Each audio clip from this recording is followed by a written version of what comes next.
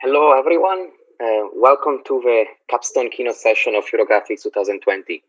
It is an honor to introduce our keynote speaker, Professor Alla Scheffer. Alla is a full professor at the University of British Columbia, where she investigates algorithms for shape modeling and analysis in the context of computer graphics applications. And she had made a major contribution to the state of the art in mesh parametrization, hexahedral meshing, and perception-driven shape modeling. She holds a PhD from the Hebrew University of Jerusalem in Israel. She did her postdoc in the University of Illinois at Urbana-Champaign, and then joined the UBC faculty in 2003. She has received many prestigious awards, including the Canadian Human Computer Communication Society Achievement Award, UBC CS Faculty Mentoring Award, and a Killiam Research Award, and an Audi Production Award. She has been serving on the editorial board of all the major computer graphics journals, including Computer Graphics Forum, Transaction on Graphics, and Transaction on Visualization and Computer Graphics. She's a key member of the Eurographics community, and she has been paper chair of Eurographics 2 years ago. Thank you so much, Alla, for being here today and participating in Eurographics 2020 and to give this keynote despite the current pandemic and also despite the very early time in the West Coast. We are all really looking forward to know more about your work on perception-driven computational shape design. Thank you, Daniele, and thank you everybody for being here today. Apologies in advance, it's 7 in the morning for me right now here, so if I sound occasionally incoherent, I blame it on a lack of coffee. Okay, so what I'm going to talk about here today is about perception-driven computational shape design. And the keywords here are perception and computational. So let's talk about what this is all about. So if we talk about shape design, that's something which is really a major component of computer graphics. And what we are talking about is enabling users to create new virtual shapes. And those shapes can be intended as virtual assets, which means, well, you create them on a computer and they stay on the computer. Or you can talk about product design, in which case eventually you would probably want to create those products in real life. And you can take it one step further and actually look at manufacturing. The reason those are slightly different is because they impose different constraints. In particular, if you want to manufacture something, well, all kinds of actual real life physics comes into play, and you want to make sure that the end product you are creating is aligned with the user expectations, but also conforms with a whole bunch of physical constraints. Now, when we talk about shape design, our challenge is that, well, the designers, be it artists, product designers, or other type of people who want to create content, need tools for modeling. However, I don't know how many of you have ever tried to create something on your own. If you did, this interface might look kind of familiar and might already remind you of all the horrors of using commercial interfaces. Those interfaces require from you as a user both a huge learning curve, as in figuring out what kind of buttons to push, what sequences of buttons to employ, and they usually expect people to have quite a lot of technical knowledge, something artists often don't have and don't want necessarily to have. So when we talk about modeling tools that we want, the type of tools that, let's say, my research group and others are working on, what we are looking at is we're interested in having intuitive modeling tools. Intuitive means something which has minimal learning curve and no technical background. So you can just take that tool and use it. And what you can see here is one example of such an interface. This was from a paper we had at SIGGRAPH last year. And the goal here was to enable people to take basic VR environment and basic VR tools, which require relatively little learning, and enable them to create 3D content. This is the example of the output, just the raw output created by the artist. And this is a 3D model. And in fact, in this case, this model went all the way to manufacturing, as in the 3D output had satisfied all kinds of necessary manufacturing constraints, and we were able to 3D print it. So this is kind of the gold standard or the core idea is you want to have interfaces which people with no technical background can use, and can use them with like minimal learning curve, like looking for instance at the little video and figuring out, okay, this is actually what I need to do, and that's it. And now I'm free to create my 3D models. Another example of such interface is sketching. So this is a paper we had a couple of years back. And the idea here is we wanted to create an interface to enable clothing designers to add folds or pleats to garments. And we were looking for a very intuitive interface. And you can actually, by looking at this visual, you probably can already guess what the artist needs to provide. So in this case, what they needed to do is basically trace roughly the lines along which the target folds will go, and indicate a little bit the amplitude of those folds. And then the system took this sketchy interface or the sketchy input and converted it into the 3D output that the user expected. So this is kind of the ultimate goal, is to have interfaces which are very basic, which are very clear from just, this 2-minute explanation. Probably now everybody here can go ahead and, define the wrinkles they would want, and there is no technical background involved. So how do we get here? The key motive, the key insight or the key idea would be you want to use an interface medium that users are comfortable with. Something that people know how to do, either because it's really, really easy, or it's something which is built into the, let's say, environment that people work in. So if you're talking about artists, for instance, artists are very good at drawing. So asking artists to draw shapes, whether it's drawing a pose of a human or drawing a 3D shape, or in this case, this is 3D drawing, those are things people are pretty comfortable with, because if you are an artist, well, that's a big part of your training is how to draw. So sketching and drawing is one example of this type of interfaces. And the challenge from an algorithmic perspective is, how do I take this type of interface and the output of such an interface and communicate it to a computer? How do I make my computer understand my drawing? Another fairly common way of thinking about compatible interfaces is what's been referred to as interfaces which are operating by example. The idea is you already have a whole bunch of content, and you want to be able to use that content as a way to communicate to your software what you want to create. So in this example here, what we have is we have existing garments, and what we want to say is, hey, I want to create a dress which the top of that dress looks like this dress here, and the bottom looks like this one. Now I want my computer system to go and create a garment which is a combination of those. So the idea of by example is you have content, and then you want to combine that content in some specified way. And again, the challenge algorithmically is to translate what's kind of very obvious to the user as what does it mean to combine two types of content into something which a computer can actually do.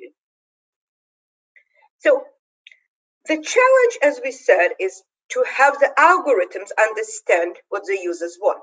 So for instance, if I, as a human, look at this drawing, it's absolutely obvious for me what this is, right? It's a bag, and probably everybody in the audience here can imagine how this bag would look like in 3D.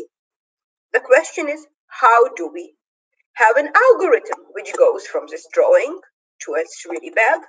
Or another example here is, if I were to tell you, hey, I want to create an object which has this functionality, and probably you immediately recognize that this is a functionality of a chair, and I want it to have the style of this table, well, probably everybody here can imagine in your head how a chair would look like if it has this kind of, elaborate style. The challenge for us as computer scientists is, how do we create such a shape algorithmically? What does it mean to combine function and style?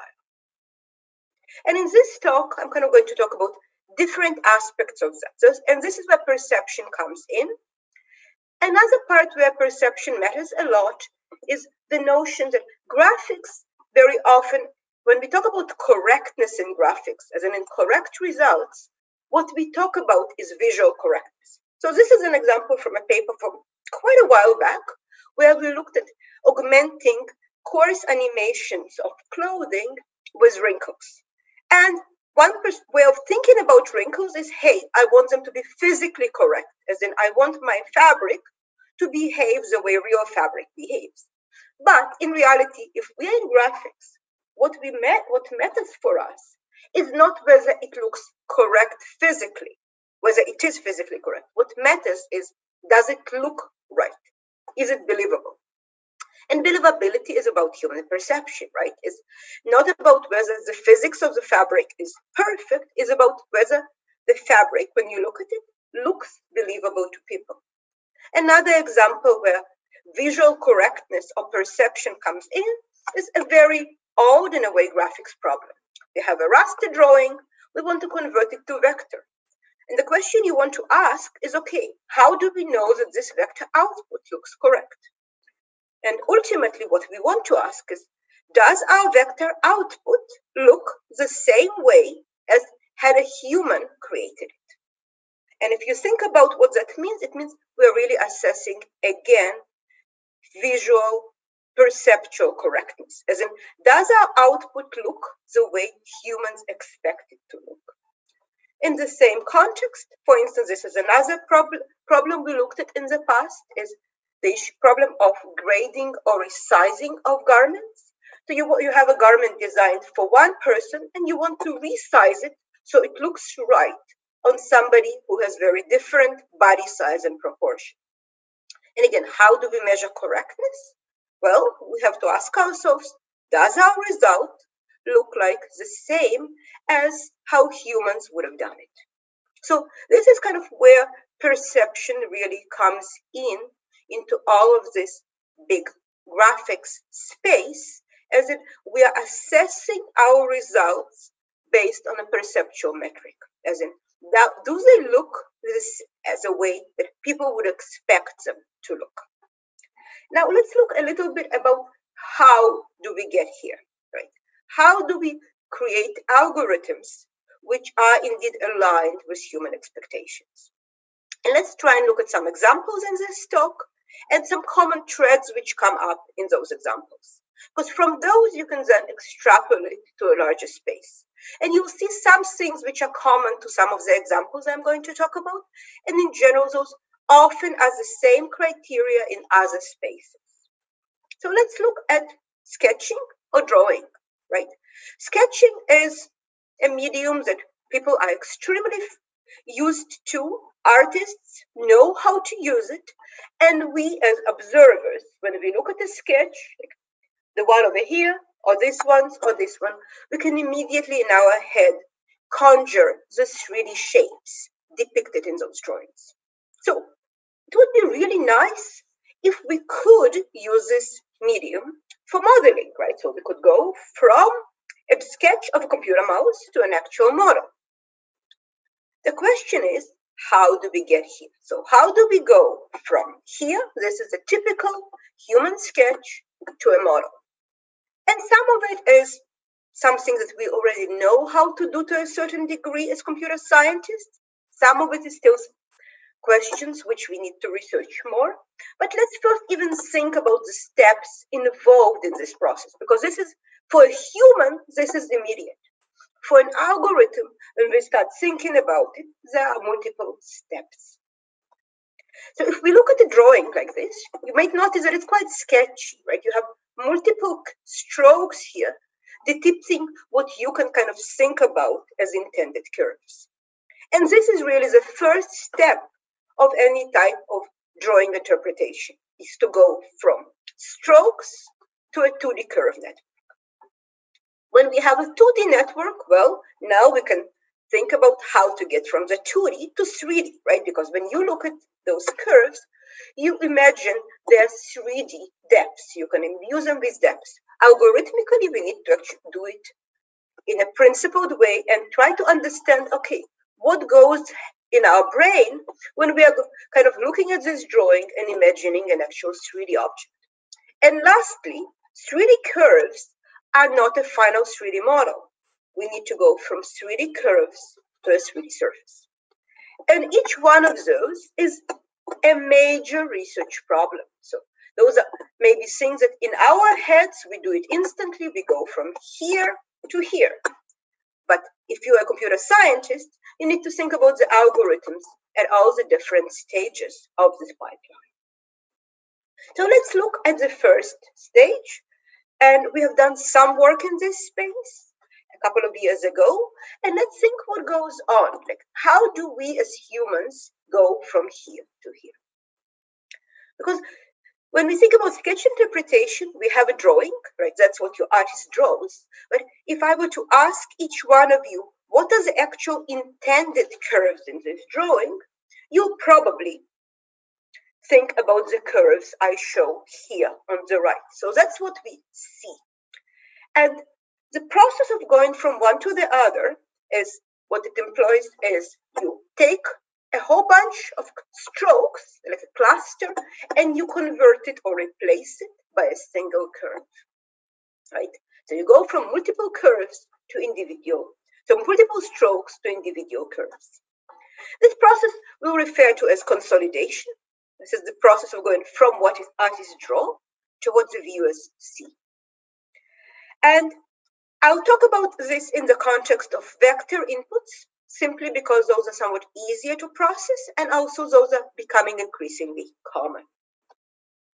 And if you think about consolidation, you have inherently two steps.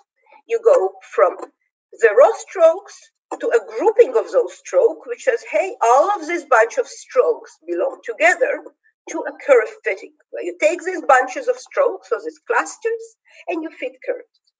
And I don't have time here to talk about all the aspects.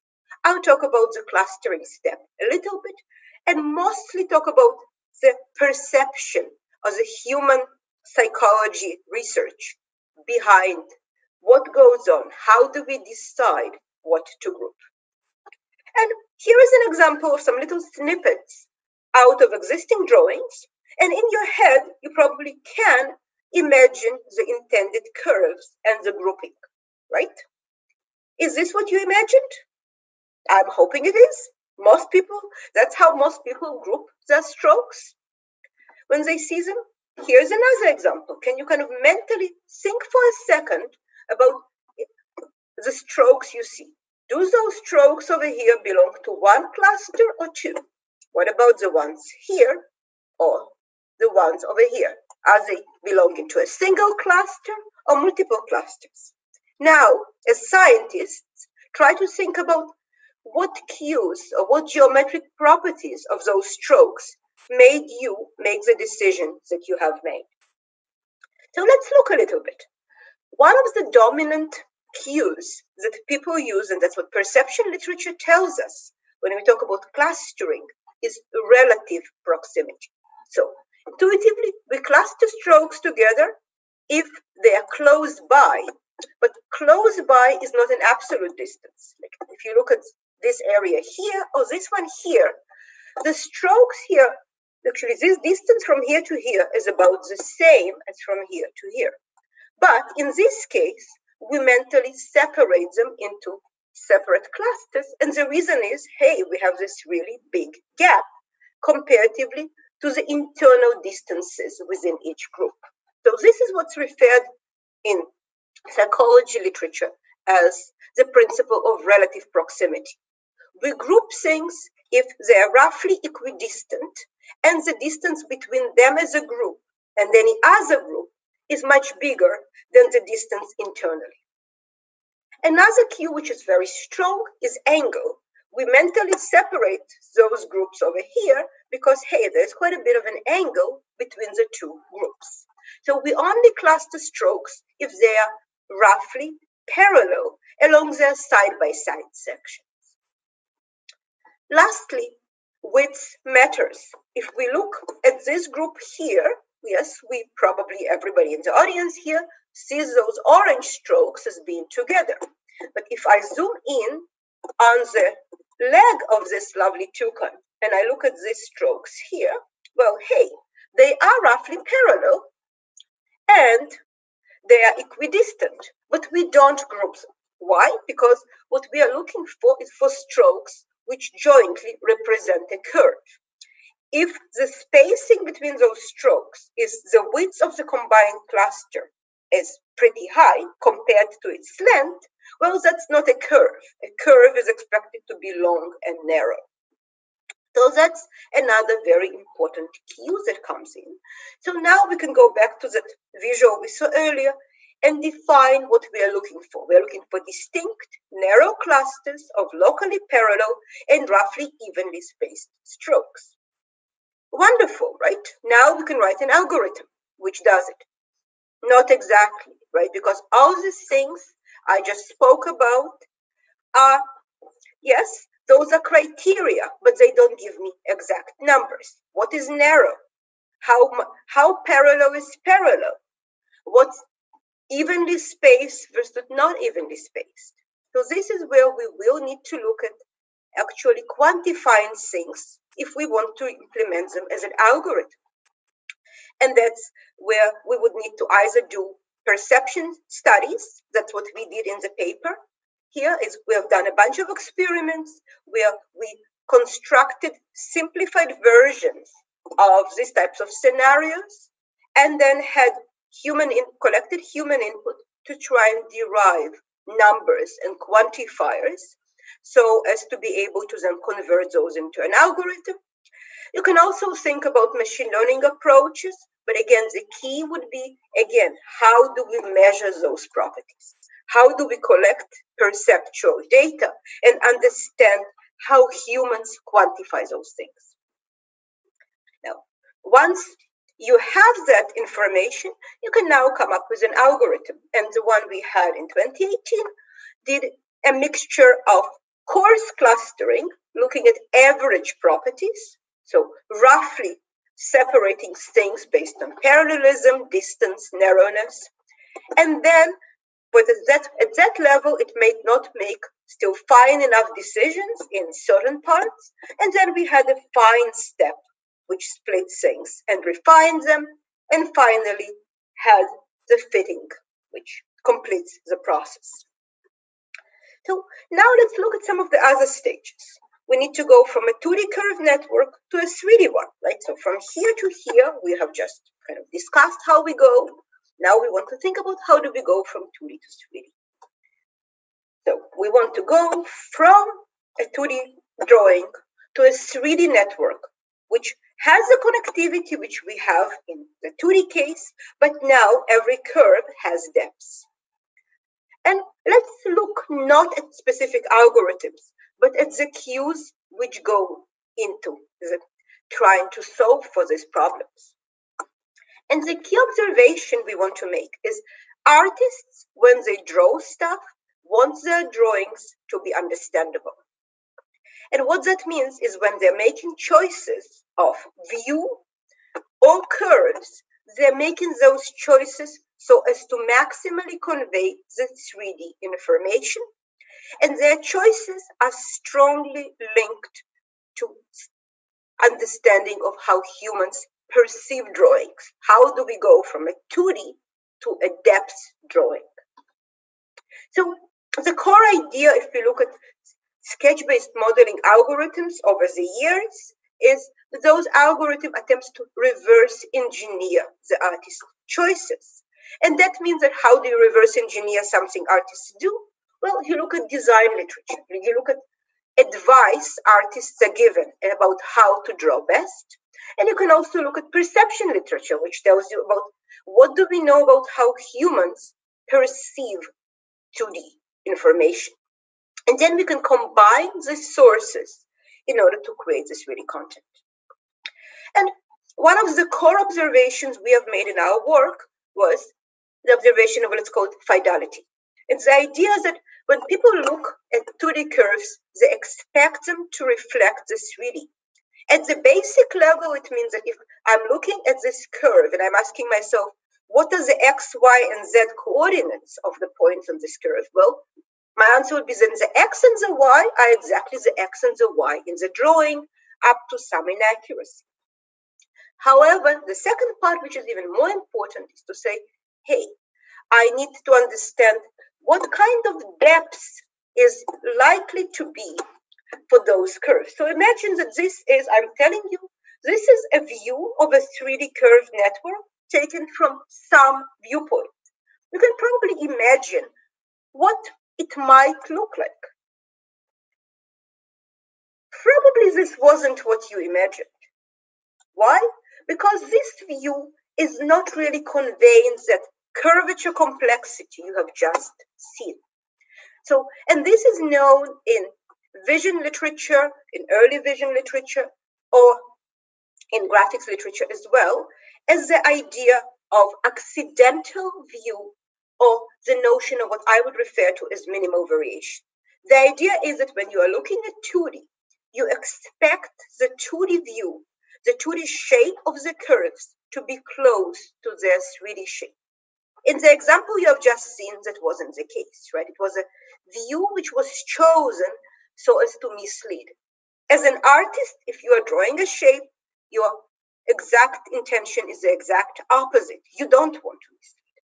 So you want your 2D and your 3D to be very similar.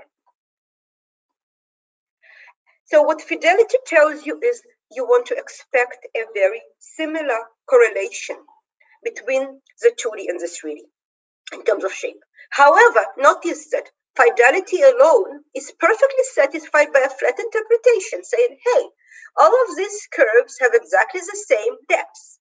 But that's not what we see, right? We see an object which has depth. And this is where depth cues kick in. Now, those cues are often domain specific. They would be different for design than, for instance, for garment modeling, and they can be different for other spaces. So when it comes to design, the strongest cue is regularity, and that's the idea that your curves that you are looking at satisfy certain 3D properties. When it comes to drawings, for instance, of humans, when we interpret the depths in a contour drawing, for instance, of a posed human, we expect to have some familiarity with how humans can actually pose, like what's a natural pose and what isn't, and also with depth cues, which are used in the drawings, and with the idea that the artist chose the best and the most revealing view. The same goes true when it comes to, let's say, garment drawing, where context and conventions kick in. And each of those spaces algorithmically requires different solutions. Now, once we have a 3D curve network, we want to go to a surface. And again, it's not kind of obvious, right? I mean, if you look at the curve network, like this one here, as a human, you look at it and it's obvious to you what is the intended surface. However, the question is why and what is this surface, right? You know that every curve loop describes a surface patch, but what kind of patch?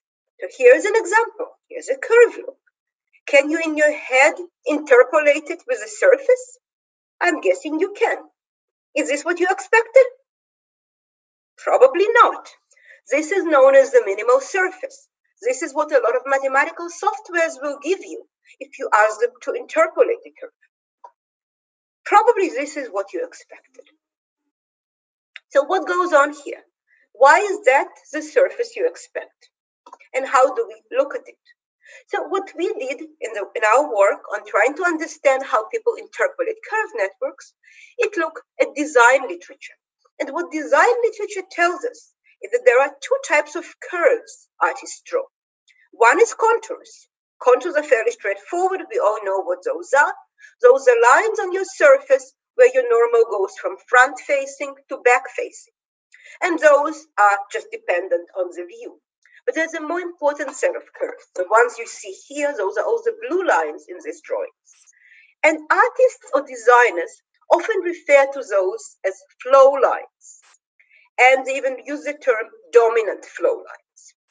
And when we try and trace back what does it mean, literally what it comes to is to curves which are aligned with principal curvatures in areas where your principal curvature directions are defined and extend smoothly across isotropic areas where curvatures are not defined.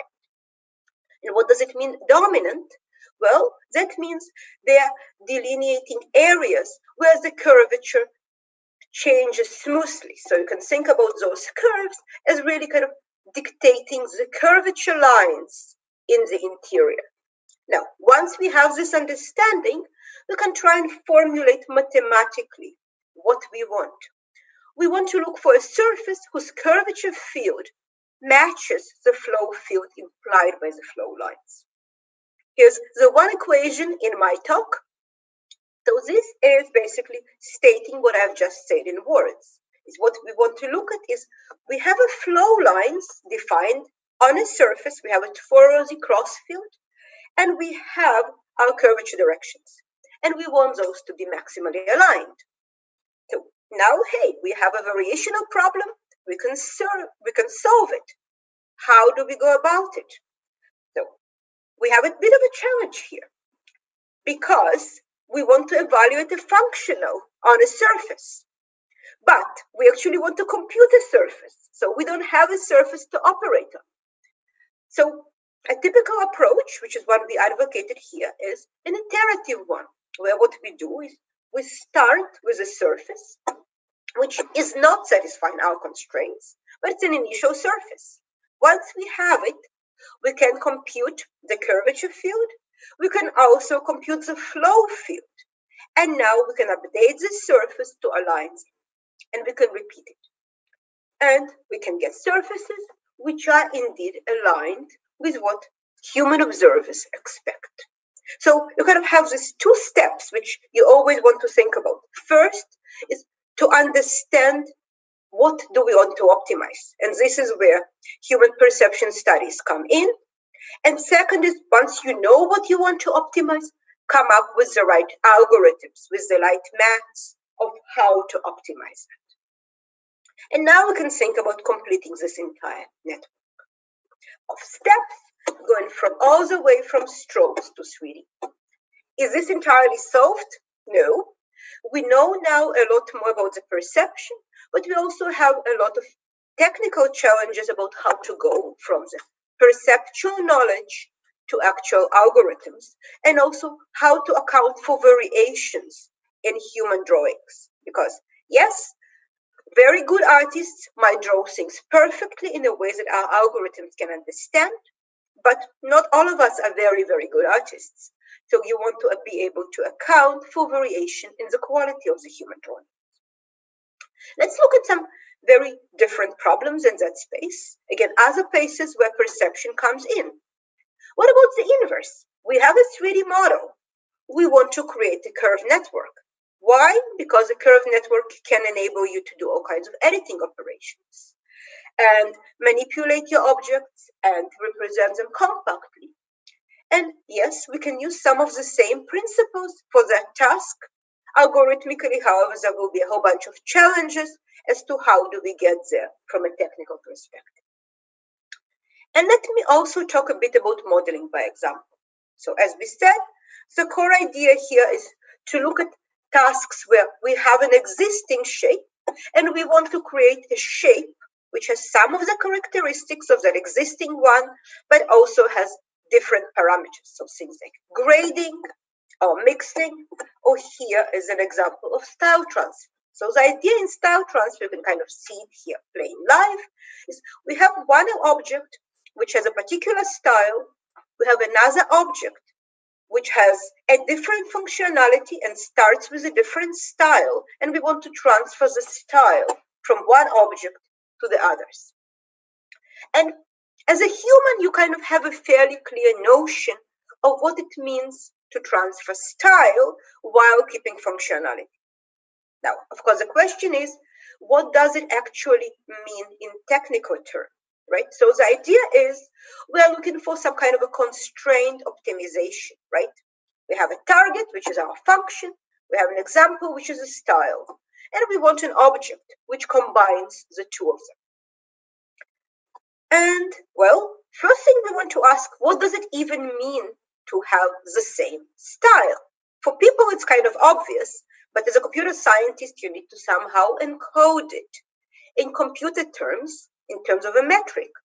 And we have looked at that space. And again, the common thing here is to look at domain expertise.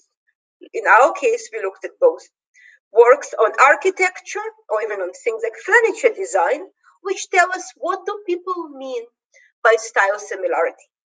And in many ways, it can be qualified as having similarly shaped elements. So we can think about those three pieces of furniture and having the same style.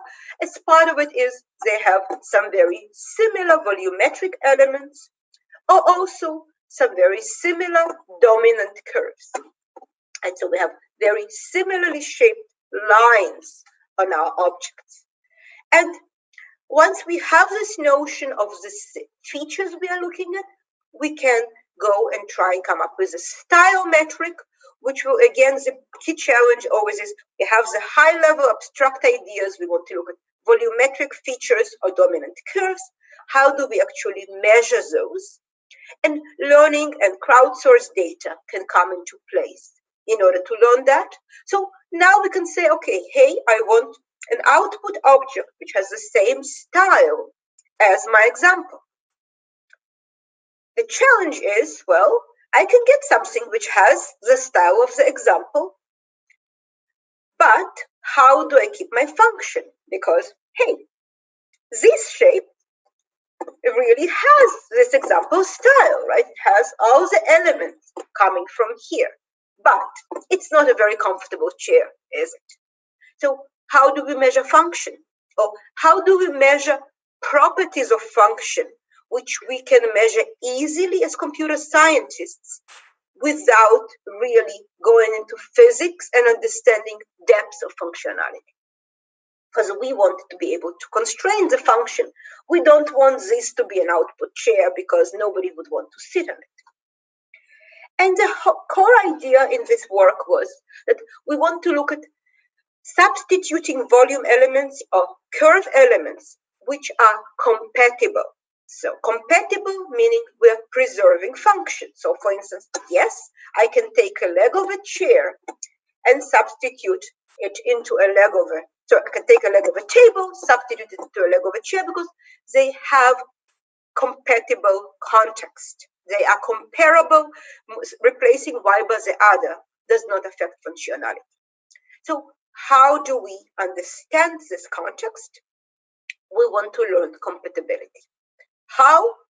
We look at data. That's where we can look at existing data and see, okay, hey, in which contexts, in which data are identical looking elements essentially interchangeable?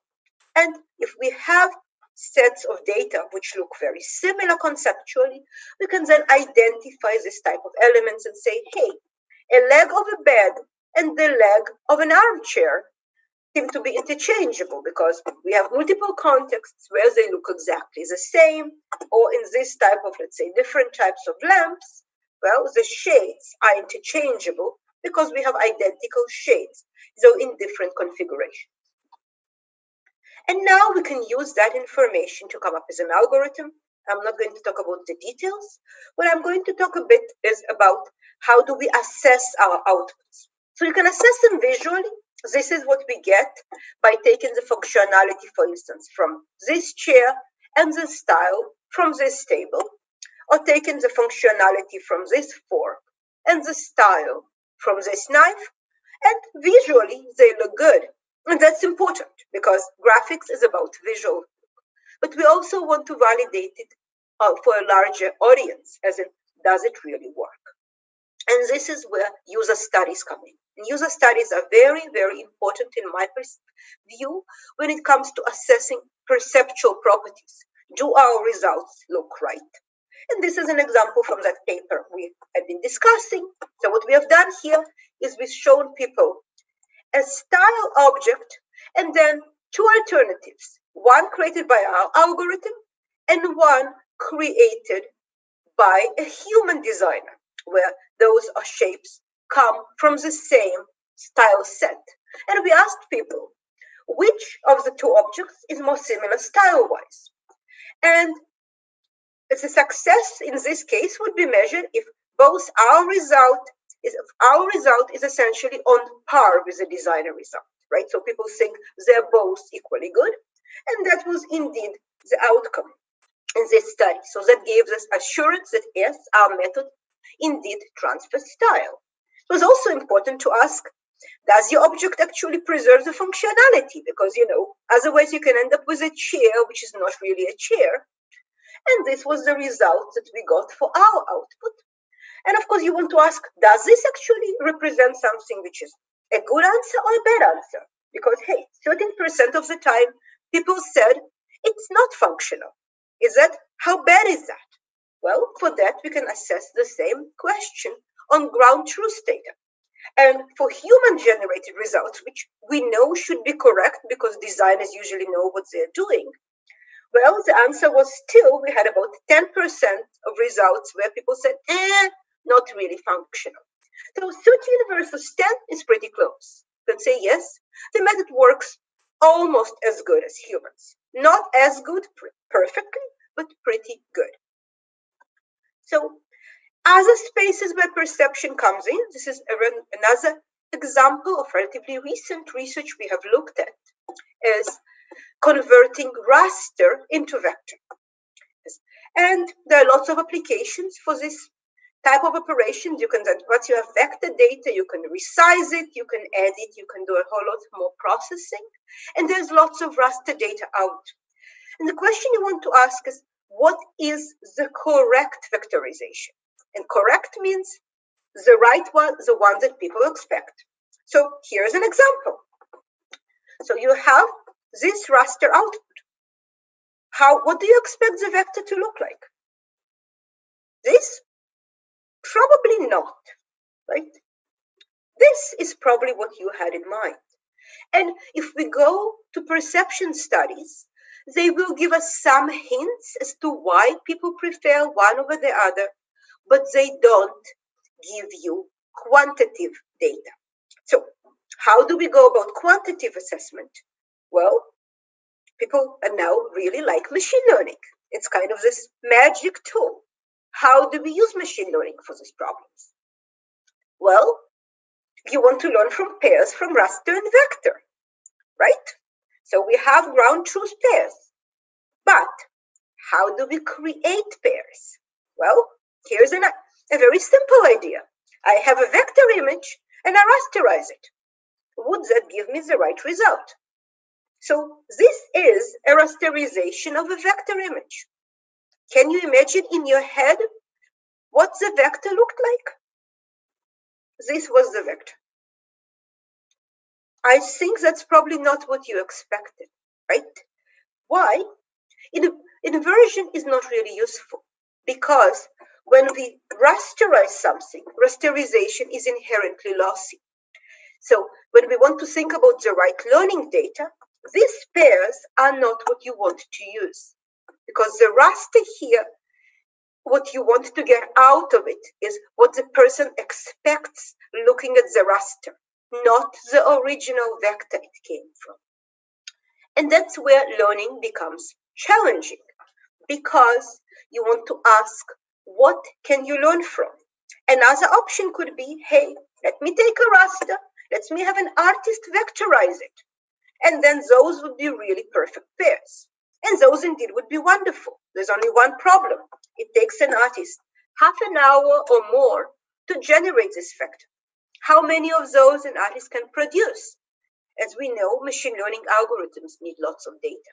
So we cannot have an artist probably create 1,000 of them, because that would not be affordable. So you want to try and think about, how do you create the data? How do you create data which leverages the perceptual knowledge that you have so that you can create less data and still get your results? So how do you create the right inputs? This is what I call the hybrid approach. So provide some input which is easy for people to provide, such that you can combine it with perception priors to get your outputs. And this is just a much more recent visual. This is a paper we are going to present at SIGGRAPH this year, where we show that we can do even better if we again find the right hybrid compared to our work from a couple of years back. I don't have the time to go into the details, but if we look at the high level kind of take home message from my talk, is correctness is in the eye of the beholder. In computer graphics, the most important criterion for correctness is, do people look at it and say, does it look right? Is it visually correct? And we want to understand what visual correctness means. And modeling requires tools that the target audience can use, right? So the key here is, if I want to create tools for artists or for designers or for the home creators, I need to have tools which those people are comfortable with, that are based on intuitive communication. How do we get here? By looking at perceptually correct results for modeling or for other processing tools. And what that means is, yes, as computer scientists, the part we are really good at usually is the maths and the algorithms. But those are not enough. We want to look at domain expertise. We want to look at domain experts. We want to look at the choices they make and the definitions they used and the notions they use. And we often, very often, I think, want to look at perception studies, as in looking at Gestalt psychology and looking at other areas of research which tell us about what people communicate and what people believe. Future, just very briefly, because I see Daniele over there already, there's lots of unsolved problems in this space. 2D to 3D is a space where we are really only scratching the surface. We kind of understand a little bit about how humans perceive stuff, but there is still a lot of open questions. Virtual reality interfaces. They allow us to operate in 3D. You have seen the video at the beginning of my talk, but we know very little about how to use them, and there can be lots of very interesting questions there. Geometry and physics. What I have spoken in my talk here today was mostly about geometry. But if we want to look at things which are believable, objects have physics, and humans know about physics. So we need to somehow account for it. I think a lot of what we can do in the next few years is not just looking at new problems, which there's plenty of them, but revisit what we have seen as solved problems, as in, hey, we know how to do it. 20 years ago, we have done it. I think a lot of those can be done a lot better because we have a lot more insights, and we also have more data and machine learning methods to use that data. Thank you for your attention. Thank you very much, Hala, for the talk. And I would like to encourage a round of virtual applause on the YouTube and Discord chat. So we have time for a few questions. So there was one coming from YouTube a few minutes ago. So would using haptics improve the use of a tool for people that have no technical background? Excellent question. I think it might. I think the challenge with haptics is, again, figuring out the right feedback, and also how do you take that haptic interface into account. So yes, for sure. And the question would be also how widely used those interfaces would be. So say double yes. Yes, it would improve. There would be the question of how many people have haptic interfaces at home or at work.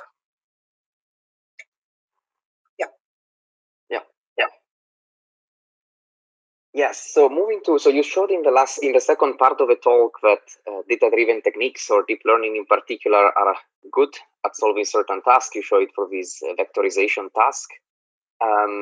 Like, what other areas do you think this could be useful in perception-driven design? So let me correct a misconception. This is not deep learning. I would almost refer to it as shallow learning, because the key here for me is the features. And the features come from perception. Deep learning is a wonderful tool if you have a lot of data. If you can train on thousands of examples, deep learning is amazing, which is why it had shown such great promise in computer vision. For the tasks we are usually talking about, you are not going to have thousands of examples. You're going to have a few dozen, maybe 100, maybe if you are really lucky, a couple of hundred. So you really want to combine the learning with what you know about the data. You want the domain knowledge to be very much there so that your learning can be much more limited and you can do successful outcomes with very narrow training data sets.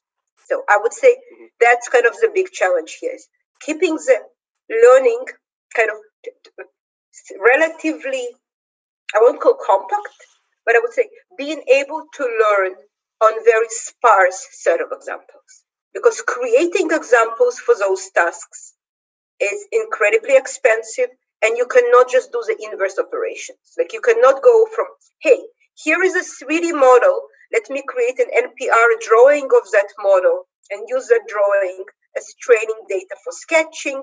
People have done it, but it has all kinds of issues because the way people draw is not the way NPR algorithms draw, right? So you kind of have this challenge of using the right data for training. Okay, let's see if there is any new question. One more. So, like in the talk, you were focusing on designing objects that appear realistic, but most of the objects that you had are actually objects that we interact with every day. I mean, most of these objects are things that we actually have at home.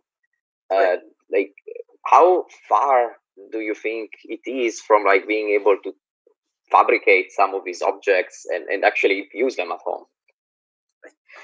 So that's an excellent question, and it's something we are looking at now. I hadn't talked about it much. Like when I talked for me, one of the closest examples is garment modeling. I showed a few visuals of creating clothing, but I didn't really talk about the algorithms which go in there. And there, yes, that's where I say we need the physics, because geometrically, it's not enough for a garment to look wonderful on a virtual character. You actually want to then go home and cut it out of fabric and, you know, sew it together and wear it, and you want it to look the way the virtual garment looked like. So this is where the physics and the algorithms have to come in. So we have done some work in that space on, let's call it inverse operations, which is where inverse physics comes in. The idea is you know how the output of your physics simulation should look like, but what you want is to create the input. And there's lots of very interesting problems in that space. Like we have done several works in there by trying to, as we said, kind of inverse your simulator. Think of it as thinking about your simulation as a kind of a black box. And what you are trying to figure out is what do you feed into the black box so that what comes out is what you expect.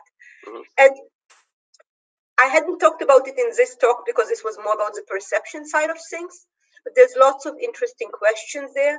For clothing, we know a little bit about how to do it, about how to both kind of have this iterated loop of creating a simulation output, looking how far it is from what you want, and then imposing additional constraints on the input, and then iterating again.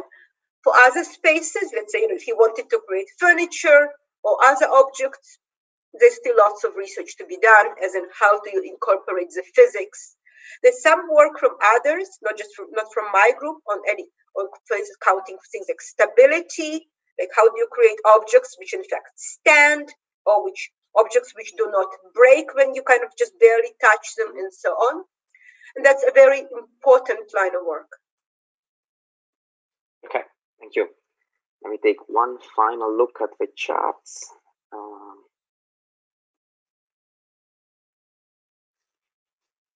Okay, no, you're just getting applause on the chat, but we don't have any more questions. So this concludes the keynote. Thank you so much, Hala, for thank you, everybody.